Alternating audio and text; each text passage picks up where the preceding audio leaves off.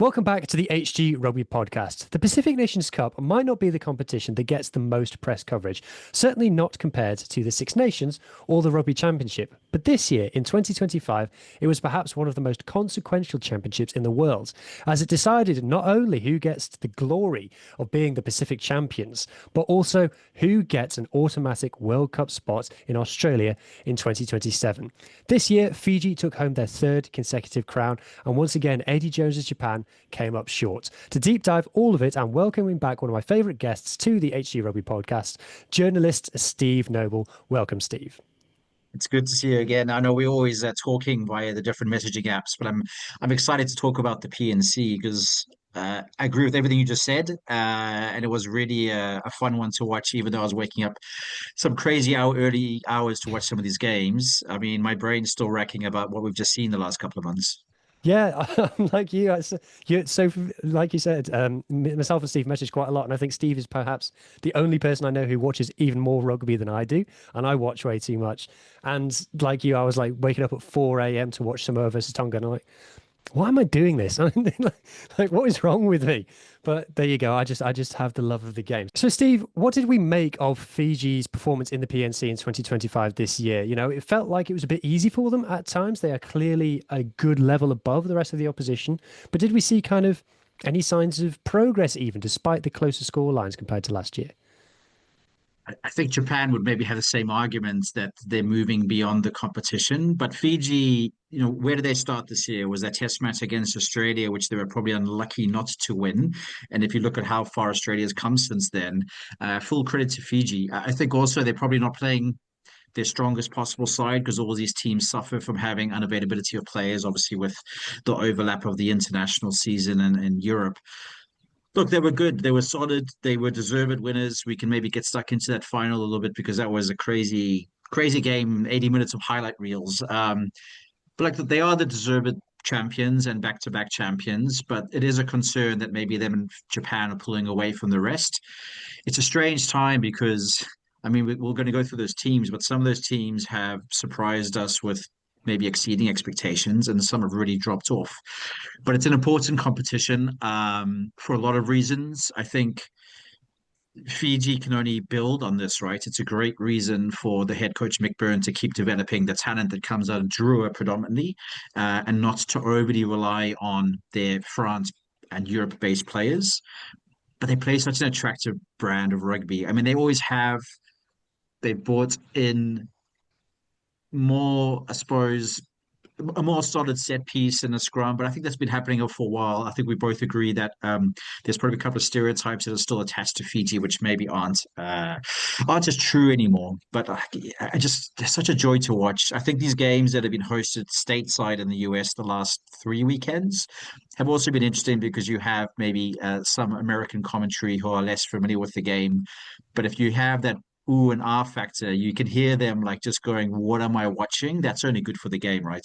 Yeah, that's a great way to put it. The ooh and ah factor is that I do think that Fiji kind of lent a bit more into their Fijianness this year. And if we talk about kind of the development, and I do think that I do agree with you that Fiji are using it as a development tournament. You kind of have the stages of it of the Drua develop in in Super Rugby, and then the best players from that go into the PNC, and they bring a handful of overseas players like Bill Matzer, Ravovo, mostly the English-based ones.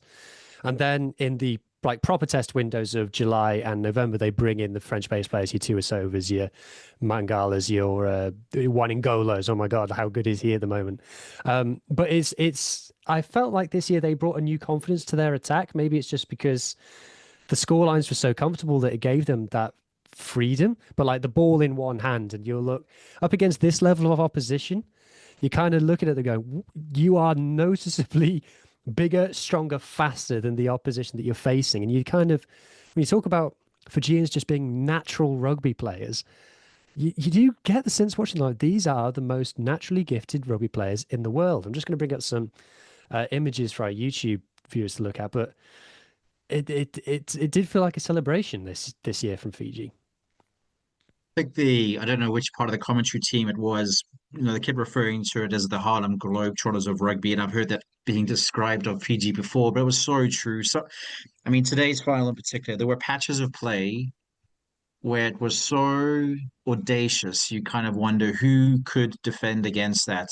Like one of the commentators was saying, they called, the way that Fiji play, like the Harlem Globetrotter style, which is a perfect description. And I know they're also doing this for an American audience who are trying to grow the game, but they were just doing some audacious things during the final today of all things. I mean, they came back in that game, scored some great tries, but they've been doing this throughout the Pacific Nations Cup. And there were halves in the series where they struggled. And I think even the coach Mick Byrne identified discipline as being still an ongoing issue, and it reared its ugly head again today.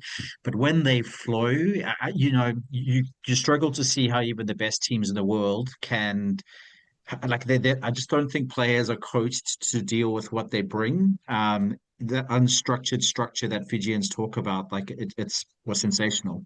Yeah, that's what they were saying for I think the last try that they scored, the commentators were saying, how are you supposed to defend that? I think in terms of players who stood up, obviously we know what Caleb Muntz, the transformative effect that he's had for Fiji.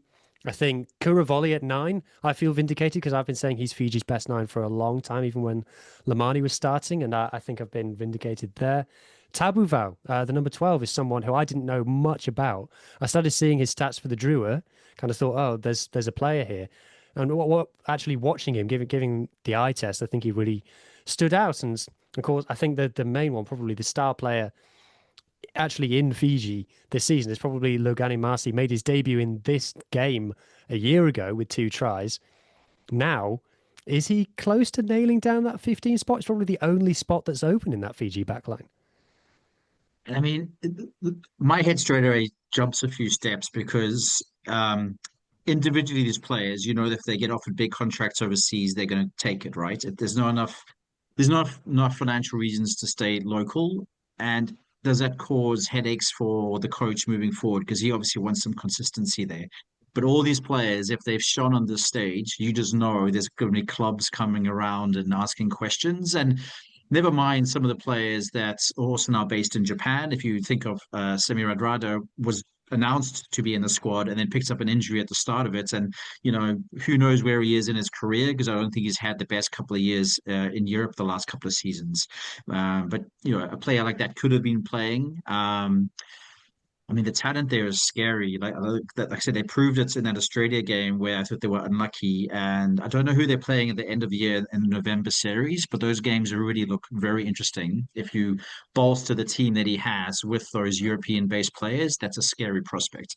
Yeah, that's the challenge, isn't it? Because in November last year, when I think it was particularly for the Ireland game, they brought back pretty much all of their European-based players, and it fell apart a bit because they had what was basically the Drua against Scotland. They got hammered, but they did play some nice stuff.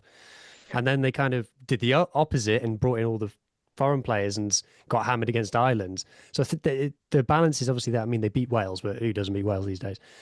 So it is a massive challenge for them. If we just mention some Fijians who weren't present, obviously Tuisova is probably the biggest name. Other names who've come to the fourth, Wainingolo has had an incredible start to the top 14 season, recently became a father, so congratulations to him. Yosefo Mazzi has made a great start to life in Lyon as well. Probably the best outside centre in Super Rugby when he was there, for my money. So it's not the kind of the comparison that I drew is if you look at Tavatava Nawai, Timothy Tavatava Nawai is Fijian, has chosen to represent the All Blacks. Which starting 15 is he closest to getting in at the moment? Is he closest to getting into the All Blacks team or the Fijian team? Because there are amazing players who are just not going to be in this Fiji 23. And I mean, it's so weird because we talk about maybe the bigger teams or the established teams of having 4-year cycles around World Cups, but Fiji doesn't operate in that because of these different challenges of player unavailability. And even now, you've got to consider also players that are suddenly thinking about representing Fiji because maybe they can. So there's probably other players in the mix that I haven't thought about who might be available the next 2 years. But back to your point, and I agree, that's the issue.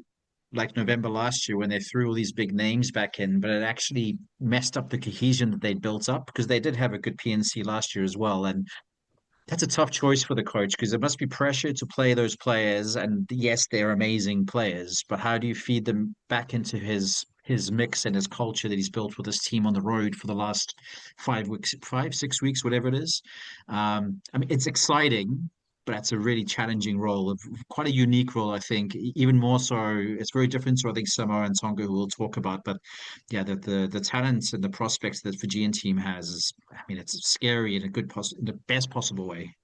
Absolutely, absolutely. And I think now, I think they've finally done it. I think they have broken free of being tier two, and as long as they've got the Drua, I can't see how that they would be considered as tier two again. I think they have, if you do like kind of the acid test of Georgia being that kind of like brink team, tier one, tier two, would Fiji beat Georgia home and away? Yeah, almost definitely every time. So for me, that's the kind of acid test of where are they? So they're fully a tier one team now. Let's talk about kind of your area of expertise now in Japan. Eddie Jones's Japan. So what did you make of their campaign? Because I'll let you talk about it first, but I felt that there was a very different game plan from Japan this year as opposed to last. I'll say first of all, like it's if we focus a little bit on the final today, it was nearly like a flip script from last year. Last year they were in the game for the first half and blown away in the second by Fiji. This year they were controlled 25 minutes in, and then there was a 15-minute spell in that first half where they were just blown out the water, then came back strongly. I mean, Eddie Jones said after that game that, in a final, you're not happy unless you're winning. I don't know where they're at. I think this week they're really unlucky. If you look at the four players they lost from injury last week, and including Dylan Riley, who pulled out just before, I think, in the warm-up, it's pretty much a spine of their team that they lost. Ben Gunter, who's been phenomenal. Sam Green, who I'm not sure about, but he's been a good fullback for them and he started the last couple of games. Then you got, like I said, Dylan Riley, who I imagine would be their defensive captain in the midfield, and losing him is a massive blow because, again, I think he kind of had a hot and cold last 12 months, but I think in the last couple of games he was coming back to form. And then the last one was obviously the wing Kipi Ashida, who I know Eddie Jones has talked up a lot. I think he is very good and he's grown as the PNC went on. So those four players were all absent, and I think it made a really big impact on how they played. And despite that, they only lost by 6 points, I think. Eddie Jones has talked about this Chasuko style of fast rugby, which I've always thought strange because isn't that what Japan always did? Like, isn't he just doing what they always did? Even when he was there the first spell, they play fast, they're very fit, they try and get around the edges. They've now got definitely physical specimens who can go through the middle. So I don't know how different the style of Japan rugby is now compared to Eddie Jones version one or Jamie Joseph, but I think they have more complete players. I think there's always going to be a struggle with the Japanese born players around confidence because that seems to be a talking point that comes up a lot. Like they can go in their shells a bit, but again, we saw the opposite of that today. So it's positive. I mean, I liked more what I saw in this PNC than I did of, let's say, the two Wales test matches, or well, again, end of the year is going to be the big test because they play much tougher teams, and that's for me is the litmus test. I don't know how much you can really draw from this PNC campaign. We look at how poor Samoa was, Tonga were better than expected, the USA and Canada still not great. So they've beaten poor teams, but they did it well. And then their biggest opposition, Fiji, they were there or thereabouts. So there's positives there. I just don't know. Does Eddie Jones know who his best 15 are? I don't think so. Yeah, I always find, and we've spoken about this before, you and I, about how I get frustrated when people talk about Japan. I've noticed kind of creeping into the conversation over the last few months, people talking about how Japan compare now to pre 2015, pre the Miracle in Brighton. I'm thinking, why are we comparing to that? We've had 10 years of enormous levels of investment and opportunity, specifically the massive opportunity for Japanese rugby. So to be comparing them to over 10 years ago, I think is counterproductive. They are a tier one team. They've had the money, they've had the chance, they've had the coaches and things go in there. I do think they were better this year than they were last year. I think last year they came in with this crazy fast rugby that was kind of like you said, like the first half's amazing, or even first 20, unplayable. And then for the rest of the game, it would just fall off a cliff because the players couldn't play like that for 80 minutes. This year, though, first, like you said about going up the middle and more complete players, I've definitely seen a step up in their physicality. I think their scrum has gotten a lot better, and I think their ball carrying has gotten a lot better as well.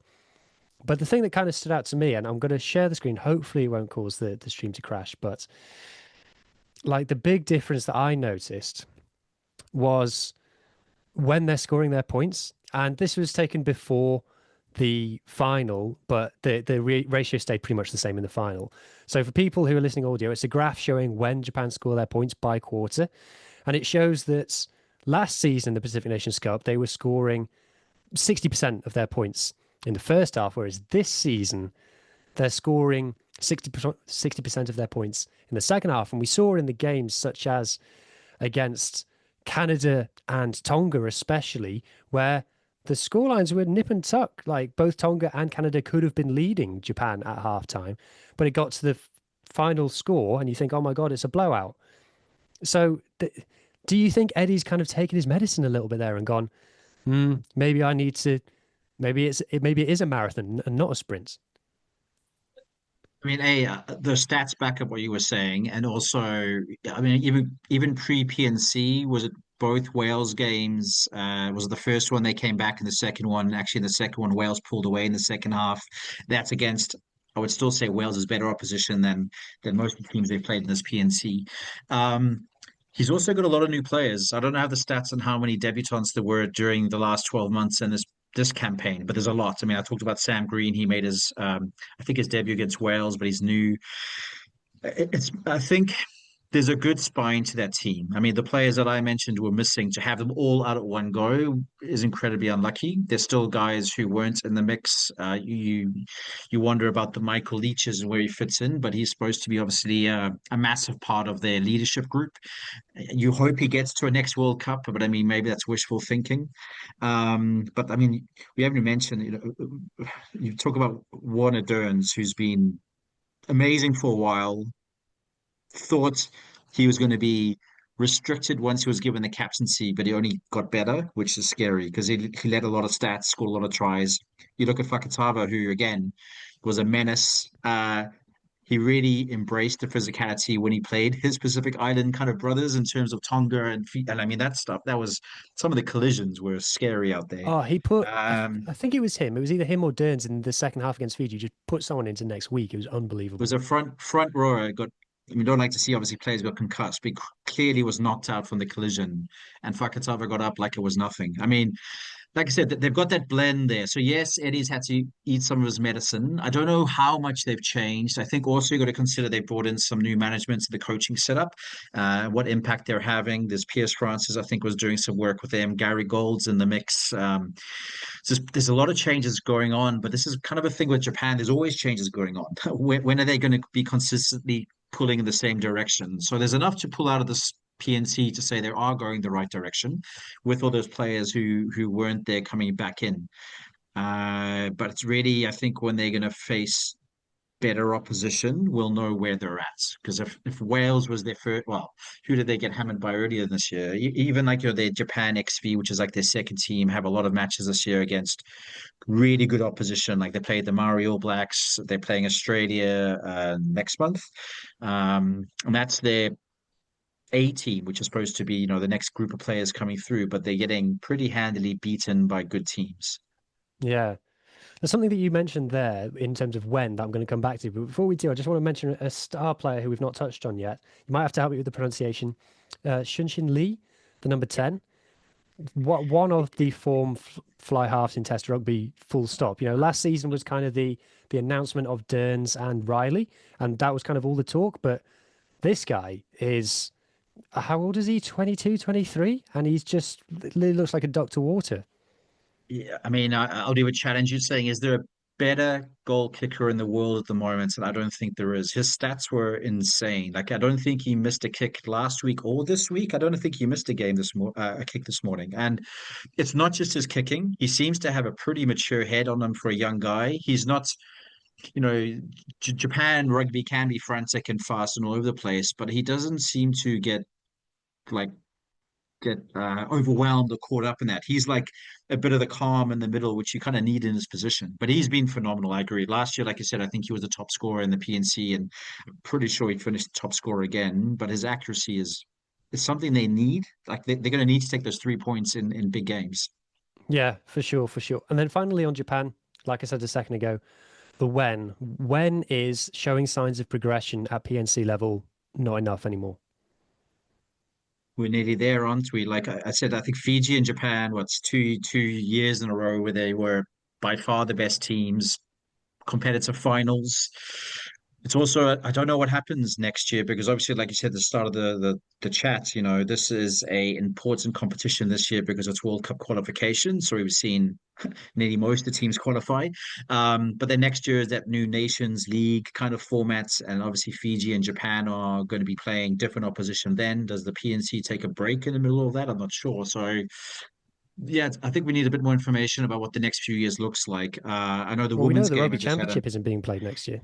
exactly. So you'd think there's opportunity, and if they're going to be playing this new, what do they call it? Like the Nations Championship. I don't know if there's an official name yet, but like I, they're going to be playing different opposition mid-year rather than just November, which is when they tend to play some of these teams. So I think it's big for both of them. But where does that leave Samoa, Tonga, Canada, USA? Who let's assume most of them will have qualified for the World Cup, and there's question marks over Samoa getting there. But those teams desperately need more good opposition.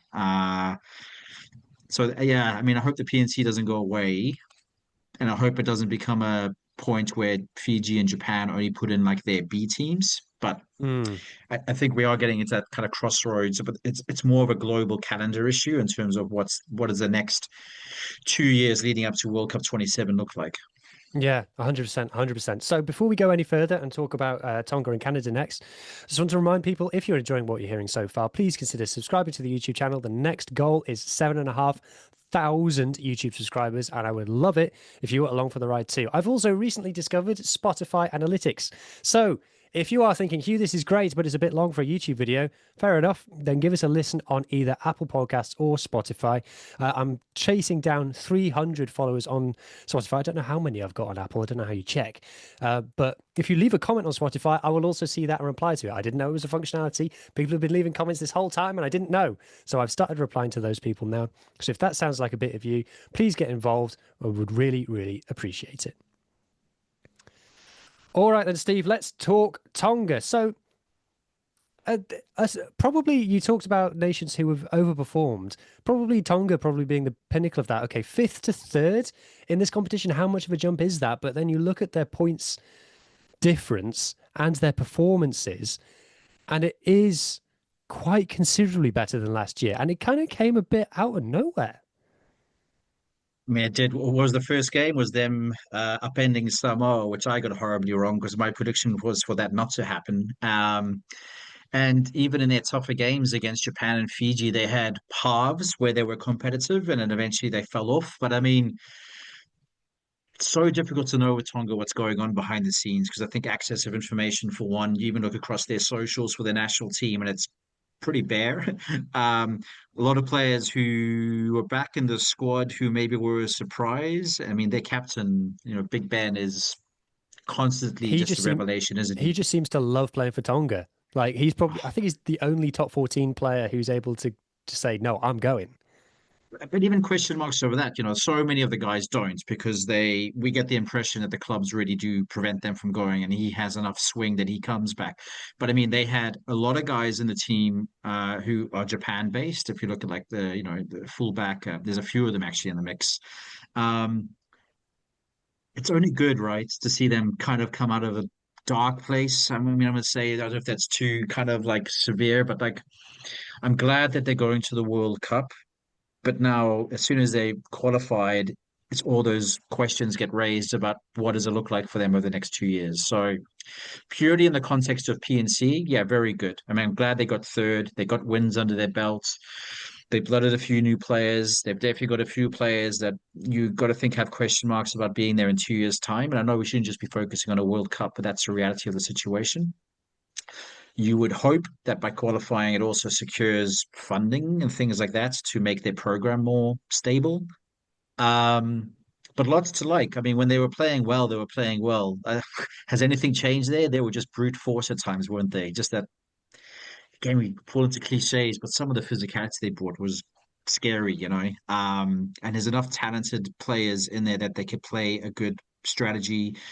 They were at times, I thought, also being much smarter, kicking behind and kind of not just trying to run through defenses. So there's been an evolution there. They're another team that has a new coach, I think. I don't know what's happening behind the scenes, but you'd like to think that they're going to grow on. And, you could see with them more than maybe anybody else, there was a real passionate determination about this campaign to like A, qualify and kind of like show the world that Tonga rugby's still here. Definitely, definitely. And you talk about access to players. I think when we all saw those team sheets for the Samoa game, we all thought, whoa, that's quite a bit stronger. They welcomed a lot of guys back. We'll talk about kind of the struggles that they have with player accessibility. But one guy who seems to have like bought the ticket and says, no, I'm on this Tonga train is their fly half Coventry Pat or Patrick Pellegrini. 25 points in the third place playoff. He seems to just be like, no, I'm a Tonga man. He's playing for Moana Pacifica in Super Rugby. So he got plucked from the championship to play in the World Cup, had a great game against South Africa. And I think he's been transformative to this team. Yeah, I agree. I mean, he's had good stats throughout the PNC, hasn't he? And he just, again, like I was saying about Lee at Japan, he's a bit of a cooler, calm head. I thought he did a lot of stuff tactically that was impressive, but like you were just showing there, 25 points in that third place game. I mean, even the gone his name's escaped me. Their scrum half who's been around for a very long time, who's for me probably the most scary physical scrum half in world rugby. Those players all individually bring something, but there was a bit more of a team first approach to things. And I think that's something they've suffered from in the past. And they were maybe the biggest victims of having some of these players realign and wanting to play for Tonga again, previous World Cup, but it felt more disruptive. I think everyone who's there at the moment feels it's like a team first thing. Definitely. I think in terms of the play, like the big names who have come back, like we saw Charles Piutau in every game. We saw Willis Halaholo, former Wales centre, didn't get that much game time, but was available. Obviously, Big Ben being the main one. Just more stability to the selection. We'll talk about Samoa later, but there's a very like stark comparison there. You talk about players, the World Cup comes around and some people go, oh yeah, I'm Tongan and I'll play for you. And if you look at players like a William Havili, who I still think gets a game for Tonga, you look at maybe someone like Verfafita, won last dance maybe at the next World Cup.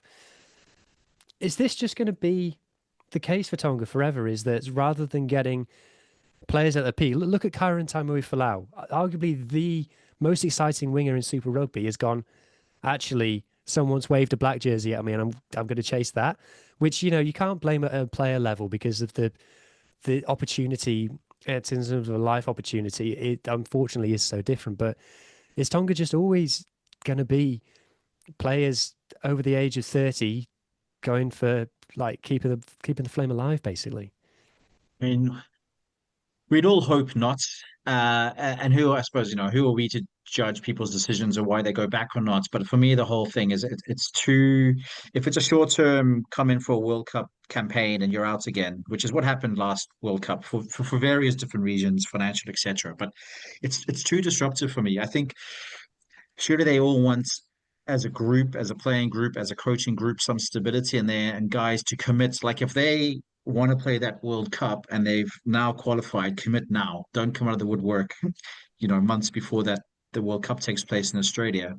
There must be a whole bunch of other guys again that I can't think of at the moment who are also on that fringe decision. There's lots of players linked to going back to some of these specific countries. If you think of guys who are even on sabbaticals from the All Blacks, and maybe some of the guys are seeing opportunities in the All Blacks because the All Blacks aren't peak All Black at the moment. But to answer your initial question, I hope not. I hope if there's players out there who are eligible for Tonga and they want to play, I hope they're in contact with the coach and management now and not 18 months from now. Yeah, absolutely. Great point. But it's fantastic to see the progress. Another team who did they progress or not, I think is the question, is Canada. So they got that shock win over the USA in round one, which basically secured their qualification. But Tyler Ardron came in and scored 4 tries and then went back to the top 14 to play for Cast. There's the whole noise about Kingsley Jones, and now he's gone, and people were like, see, Kingsley Jones left and now it's fixed. But then the rest of their campaign was pretty much back to how it was before. I don't know. Maybe I'm being harsh. What's your take on it? It's a team I don't know as much about. I would say I definitely knew Canadian teams in the past, and there was always a sprinkling of South Africans in there. And there's a very well-known four-time World Cup competitor in Canada who I know in Thailand. And there's all these guys sprinkled around the world, actually. But you have to say, yes, they've improved because they've qualified for the World Cup, and they didn't do that last time, right? So there's that.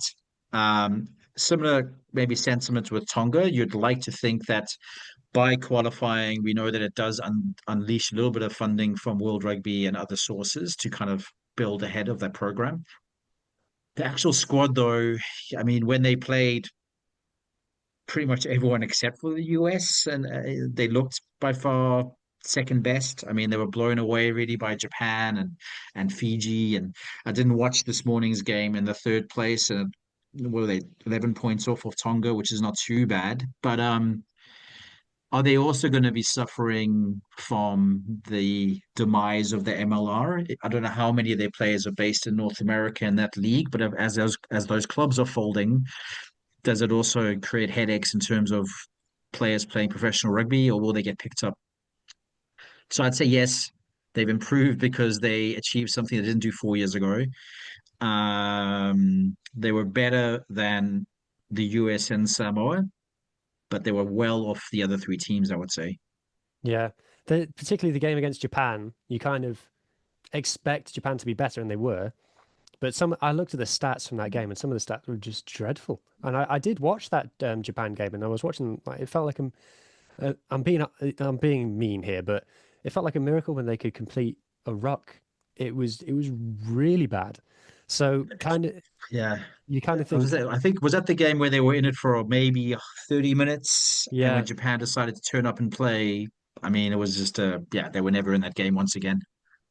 yeah, we want them to be better. And obviously, my last podcast that I did, people can check it out, talking about all about Canadian rugby. We talked briefly about the USA game, but then we talked about the amazing women's team, which obviously are now, as time of recording, about to play a World Cup final. So really recommend checking out my chat with Karen Gasbarino, the journalist from Canada. But I feel like Tyler Ardron came back in and he was levels above everybody else on the pitch in that game. And then that's kind of the story for it. And a kind of contrast to Samoa and Tonga, where it comes to World Cup time and you get people going, "Oh no, I can play for you." Canada don't really have that. They've got like 2 players maybe who can do that. And even Tyler, you mentioned not to be ageist because we've seen guys now go on to 40 years old and appear at World Cups, but he's not a young man. He's going to have another couple of seasons of a very tough French domestic campaign, which is never easy on the body. And also, wasn't there recent signing of the young Canadian going across to pledge his allegiance to France? So they're also losing some of these younger players. So it's kind of multi-layered. I mean, for me, said without knowing too much about the domestic scene, there isn't really a pro setup in Canada. Biggest question mark is probably over them. Over the teams that we've talked about so far. I mean, a couple of teams to come maybe have even bigger question marks. Yeah, well, so the next team that we're going to talk about is the USA, and I think they're one of those. But 2 teams to go, 4 down. If you are enjoying it, if you've gotten this far into the video, you clearly like it. So massively appreciated all the support that you've shown the channel. If you would like to support the channel even more, what you could do is you could get membership. If you're watching on a laptop, there should be a join button somewhere down here that you can click on, or you can navigate to it from a different way. Basically, 99 pence a month helps support the channel, bringing more and more content to YouTube. And it gets you access to exclusive videos. So whilst the Women's World Cup has been going on, I've been going to some games, I've been vlogging my experience and posting them as members only videos. If you want access to them and a few other bits and bobs that I've got in the pipeline that only members will see, 99 pence a month is all it costs you. I really, really, really appreciate anybody who takes me up on that offer. Thank you. All right, Steve, come on. This is probably the juiciest one now. USA. So USA's been having a hell of a few weeks in terms of rugby union. Okay, let's pose the question in a mean way. They got away with it. Did USA get away with it this PNC? Yes. And I mean, that game when they beat Samoa, have you seen Samoa play worse? I mean, really, it's not a very good USA team. They've had some great players over the last few decades. They've beaten a team that's as terrible as I've seen. But that's all they need to do, right? I mean, they could say, like, it's the whole thing of you only play the opposition in front of you. So yeah, they got away with it. But US rugby has so many things going on to worry about. Like when they won, I said this is the first piece of good news because unfortunately, I think it was the same weekend their women got knocked out of the Women's World Cup. You had the third MLR team in a space of a week announced that they were not going to be competing next year. Their sevens program, sorry, the men's sevens program is in trouble. So it's a bit like Canada. It's the women leading the game there. Their national team sevens women's are superior to their men's at the moment. Where do they go from here? Like, there's not that many star players in there. They don't have to be as we know enough about rugby that they can gel as a group. But yeah, it's the same thing. Who are they going to play? Is there a PNC for them next year? Who are they going to be? Who are they going to be improving against? Because I do worry about the domestic scene, and we know World Rugby wants the US to do well. We know there's money being pumped in, but like, how does that affect the national side? That's exactly it. And I do want to talk to someone more specifically about MLR on this show soon, so hopefully be able to arrange that. Like a bit like Canada, like I looked at some of the stats on some of their games and I was like, this is awful. This isn't just like not as good. This is genuinely terrible. And like you said, that Samoa game that came out of nowhere because I watched Samoa against Fiji and they lost that game, but I was like, there's no way that USA are going to beat Samoa if they play like this because they're just too powerful. But they somehow got it. We have to say fair play to them. They turned up on the day when it mattered. All the rumblings about how the qualification for the Rugby World Cup was kind of favoring USA. Like all they had to do was beat Canada. They managed to screw that up. Then they got away with it against Samoa, but even then they would have had the net against Chile, and I think that's a massive bullet dodged, not having to play Chile, and then they would have been into the final qualification tournaments.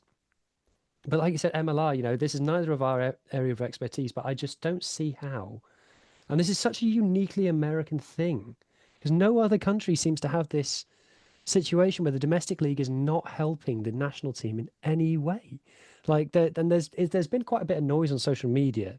And again, I should probably save this for an MLR specific pod, but a lot of noise on social media in the last few days about the USA coach saying it's time for the MLR to stop being the pathway for Pacifica and Canadian players. And some people aren't happy about that. But I'm thinking that's how every other league in the world works as well. Like even the top 14, which is like super individual, is still geared towards producing players for France. And it's just, I feel with MLR, people are kind of putting lipstick on a pig a little bit, to be honest, is that trying to paint it as this massive success. And I don't think it's a success in its own right. And I don't think it's a success in terms of helping the Eagles. I'm just being honest. No, I agree, and I think there's a couple of things there. One is does anyone outside the US really follow the MLR? And I've never met anyone that has, maybe an American expat who's living abroad, but I'm talking about the neutral fans, right? Neutral fans will tune in to watch a lot of leagues from around the world, and I'm going to include the Japan League One in there. But how many are tuning into those MLR games? Like, it doesn't appease. Like, it's just, what is it? It's like teams are folded. A good crowd is considered what, like a couple of thousand people. We even saw in this PNC games, his last couple of rounds were hosted at very nice looking facilities, but not very big crowds. Um, does part of this blame sit with World Rugby trying to push the US? And because obviously the World Cup's going to be hosted there, it's probably another a whole separate podcast as well. But yeah, I just don't know what they do. And I know even it was funny when I think it was specifically that Samoa game when the commentary were talking about some of those US players. It's like, oh, the former New Zealand under 20 player who moved here at some point, the former, the Samoan born player. Like they also have a lot of guys who were born and raised elsewhere now playing for the Eagles. But like it's a head scratcher for me. And from what I understand as well is they have pretty decent collegiate level. I don't know how it compares to university levels elsewhere, but I keep hearing that the collegiate level's good, the armed forces are a decent level, and then that bridge between that and the MLR is kind of like, I don't know. The big one for me, last thing on this, and I'm sorry for any American friends who are tuning in and dismayed to hear the MLR bashing, but the kind of the big red flag for me was when I saw the stat of how many players who played in the MLR final were picked for the Eagles, and it was like less than 5, whereas the majority of the squad was coming from Anthem, which is a squad that World Rugby made MLR have, and is now 2 seasons in and never won a game in its existence. And I'm like, just paint that. That is a really bad situation to be in. Like if I compare to the top 14, Toulouse and Bordeaux, you could pick a whole French team from just those 2 teams. Obviously, like URC final, Leinster is most of the island team. Bulls, okay, maybe Bulls isn't the most of the South African team, but Bulls don't have any non-South African players playing for them. Like the obviously Super Rugby, Chiefs and Crusaders, you could pick a whole All Blacks team from just those teams. Like it's it. Sometimes I just get the feeling that USA Rugby doesn't realize just how out of step it is with the whole rest of rugby. And so when I see people getting annoyed at the Eagles coach for wanting to clamp down on non-Americans playing in the MLR, I'm kind of like, I'm all for free market and I'm all for opportunities for as many people as possible, but this is it's what everybody else does. So yeah, I get frustrated, and like I've not been super into MLR, but I've been consuming a lot of media about it recently, and just the how at odds it is to absolutely every other league is the thing that just it really eye opening for me. I think that the only thing I'd say there, frustration is the key word. I don't want USA Rugby to fail. Like I don't want MLR to fail. It's doing it on its own. But also, the few podcasters and YouTubers and content influencers from the States who I think know what they're talking about, there's constantly like people being sued behind the scenes between the MLR and USA Rugby and the new, I think there was a new women's 15s league attempted to start this season, which I've already heard this question mark. So whether that's going to continue. At the same time, League One is expanding teams. The South America Super Rugby is expanding teams. Like I was thinking while you were talking, I was thinking about teams that have taken innovative steps to try and improve themselves in the world stage. And I remember a story being told by an Argentinian saying a lot of Argentinians are very thankful to South African rugby because apparently we were the ones, more so than maybe Australia and New Zealand, who were trying to help them get into the Rugby Championship and wanted their involvement. And I think there's a lot of mutual respect for that reason. But even think years ago, they sent a team that was based in South Africa and played the kind of Vodacom Cup and the Curry Cup for seasons on end. And good players came out of that. At the end of a few seasons, playing around some of those hard fields against tough opposition in South Africa. And again, if you think the exchange rate's not that bad, like why not do that? Why not go send your under 23s or have a contract system where you're going to have the team you want to build for the future, go play a couple of seasons in an overseas league which might accept you. And I mean, there might be too extreme, maybe there's too many roadblocks, but it worked for other teams. And I just think America is maybe at fault at thinking it can do everything domestically when it doesn't look that good domestically. Yeah, it's a huge topic. I can tell already that we're going to have a special podcast on it. But now we'll come back specifically to the contrast with South America to round off the whole, not just USA conversation, but PNC conversation. But we have to talk about Samoa first. I don't think anybody would have picked Samoa to finish bottom of the PNC without a win, having finished thirds last time. And it just, again, the contrast to Tonga managed to get a group of players together and keep them together. Samoa just don't seem able to do that. Like Christian Leale'ifano coming in right at the last minute, literally. It's just, and we all have such love for Tonga. I said after the 2023 World Cup, Samoa should have gotten out of that pool. Like if I look further back to 2011, they should have gotten out of that pool. They could have beaten both the Springboks and Wales and topped that pool. They beat Italy 12 months ago in Samoa, and now look at them. They're absolutely fighting for their lives. It's heartbreaking. The problem also, I know we're trying to keep it PNC specific, but something's very wrong at Samoan rugby. We didn't touch on it when we talked about Fiji, but I also think Fiji's gotten beyond that point of having the constant financial conversation. They've changed chairman and members at a strategic level that seem to be doing the right things. Fiji are signing strategic partnerships with overseas unions to kind of help grow the game. Samoa is the opposite.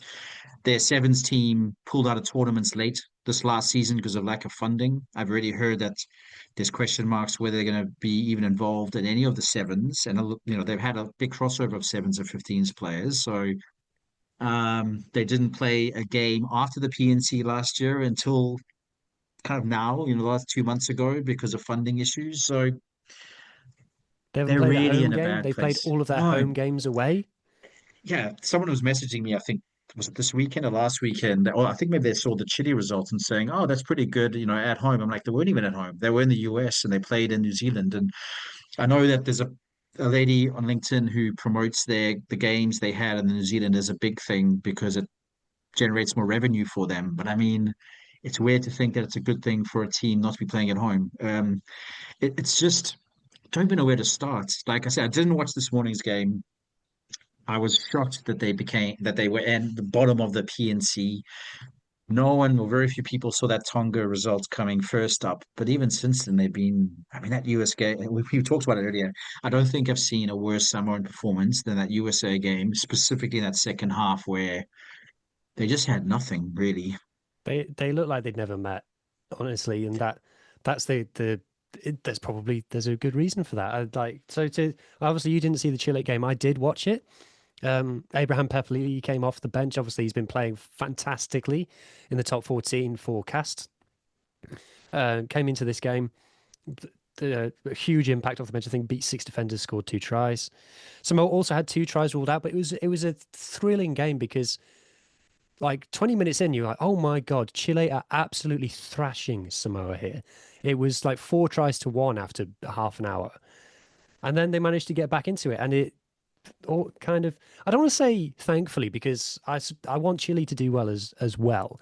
So I don't on that front mind who wins, but just to have a team in Samoa, like they kept showing like shots of like Samoan fans in the grounds, and I was like, oh, you guys can remember when you were a lot better than this. Like, and it's like they were ranked above Wales after the first game where Japan beat Wales. Samoa went above Wales in the rankings, and now they're kind of here. And yeah, but it was an incredible game, incredible to get back into it. Whereas Tonga managed to get some players to come back and show up for them. I don't know, but I get the sense that some Samoan players have just gone, you know what, it's more hassle than it's worth this because of the off field issues. Even if I would rather go and play Bunnings NPC in New Zealand than pull on a blue jersey. And maybe I'm being horrible, but that's just the vibes it gives off. Yeah, well, but it's hard. I mean, like after the US game that they lost, where they knew they had now had to go through this very tough route of playing Chile in the US. Now they travel to Chile. Odds are still in Chile's favor playing at home. So even then, do they even have the funding? Does World Rugby bail them out to get them play this, series in Dubai in November? Like, there's so many things where I'm like, it wouldn't completely shock me that if they lost to Chile, there's some reason why they wouldn't even go to do the series in Dubai. It's so sad, and I know some of these Pacific teams have been through these kind of ebbs and flows before, but like I could see that it hurt the captain, and I could see it hurt their coach when they had to do the post-game interviews in that USA loss. But I mean, I don't know where they go. I really don't. Like, yeah, okay, maybe it's just financial, maybe it's giving up. But if you think of some of the great names they've had, who have played for them, and you think of the diaspora that the Samoans have around the world, like it's really difficult to understand why they're in this position they are in. Yeah, because their players are phenomenal, are phenomenal. So, kind of using Chile as kind of like a jumping off point. This is just two guys talking now, so there's the serious analysis has maybe finished. But the with Japan and Fiji maybe being too good for this competition and maybe going off and doing something else with the Nations League or whatever it ends up being called. I kind of feel like if you gave me the Pacific Nations Cup without Fiji and Japan, and then brought in Uruguay and Chile, and then hosted the whole thing in USA, for example, just as an example, I'm kind of like, I couldn't tell you who wins that. And I think that would probably be beneficial for all of the nations in it. I mean, it does. And kind of like the sub kind of question to that is this whole thing about the Pacific Nations Cup does leave you feeling that South America's been shortchanged. I mean, you mentioned earlier when we started talking about the qualification routes, and I know that the people who have been most upset have been in South America about Asia getting an extra position, um, and them not. I mean, I agree with you. That might be a fun competition. I've also thought, why isn't there a women's PNC version? Because I think personally, a Fiji, Samoa, Japan, even US, that probably is makes more sense than US playing in a top tier competition. And I know Japan and Samoa and Fiji want more competition. But on the men's side, who are we left with? So Paraguay, we're thinking are probably going to lose to Brazil. So Brazil's just under Chile. They're all good teams, you know. I was thinking about that Hong Kong China tour to Brazil and Paraguay and Chile, and they were beat two and lost to Chile, which I know the Hong Kong China coach is very upset about because he thinks they could take them on any other day. So that kind of PNC format works. I just I don't know again who funds the PNC and how does it work financially? Because that is it commercially viable, which is something you have to be realistic about with things being cut left, right, and center. But I'd be a fan of seeing well, how would you do it? Top two teams from a tournament in South America play in that competition? Like, how would you even, or do you just say, right, Chile and Brazil or somebody else are in there every year for a certain number of years? Like, you know, how does it play out? Yeah, no, I just, like I said, it's just two guys chatting, but I think it would be because if you had, say, Tonga, Samoa, USA, Canada, Chile, Uruguay, you've got kind of two teams from three regions with such variety and diversity of rugby style. Like that's what made Chile and Samoa so fascinating was because there's like no similarities between the two teams at all. And it's just and South American rugby now feel maybe it's always been like this and I've just not been aware of it, but South American rugby now feels like it's got such a specific identity in terms of how they play the game. It's just be fascinating. So maybe we're talking about hypotheticals, talking about dream scenarios, but I just think that is something that I would tune in and watch, put it that way. Yeah, and I think that, I mean, Uruguay definitely, I think would they win that competition if there was a one being played right I think now? I they'd be think they probably would. favourites. Yeah. Yeah. It also makes sense in terms of time zones and for fans, that'd be a fun north-south experience traveling wise. I mean, I like the idea. Like I said, I think some of these competitions as well. I'm saying this more on the back of what World Rugby's recently said about the women's game, the WXV. Like the idea is that you relook at these tournaments and competitions and you adjust to things have changed. So maybe the PNC need a change. But Japan and Fiji would also need to be guaranteed enough other test matches, which I think is in the pipeline. Yeah. Yeah. Absolutely. So that's the end of PNC chat. Before we end this podcast, Steve, you've been here in the UK catching the Women's World Cup. I just want to get your thoughts on how it's been going. What do you think are the biggest talking points from the Women's World Cup so far? I could put on so many different hats here because I've enjoyed it from a media experience. I've enjoyed it as a fan. I've enjoyed it as a neutral watching just this game grow because it's smashed so many records. But I've thoroughly enjoyed it. Honestly, I think from a media point of view, I'll start there maybe. It is a very different game in terms of how it's told and the personalities, and I think that's been obvious in terms of the narratives we've heard. I think there are still some questions from World Rugby that are maybe unanswered. Uh, they've been holding these weekly media press conferences where they address some of these issues, and I think they dodged the bullets on certain other ones. What The issues? rugby's What are you referring to? so I think there's still an older school, I'm going to call it section of rugby male fans who obviously will just talk negatively about women's rugby, no matter how good it is or what it's doing. And I largely ignore them, but every now and again, I try and curtail my emotions and see what sense they're saying or if there's any logical thought to what they're saying. Now, there's a couple of parts of it where I understand, but there's so much in this World Cup that's shown women's rugby is on the rise. The quality is improving. And I mean, they broke down stats, for example, in terms of kicking, and it's vastly improved from the last World Cup. We knew there were going to be blowouts in the pool stages, but hey, guess what? In the men's game, exactly the same thing Yeah, oh my God, happens. when I we get to mean, 2027, if you don't like blowouts, don't watch the Men's yeah, World Cup in 2027. yeah. So some of the talk is just nonsense. And I think some of it's fans just being, shouting on social media.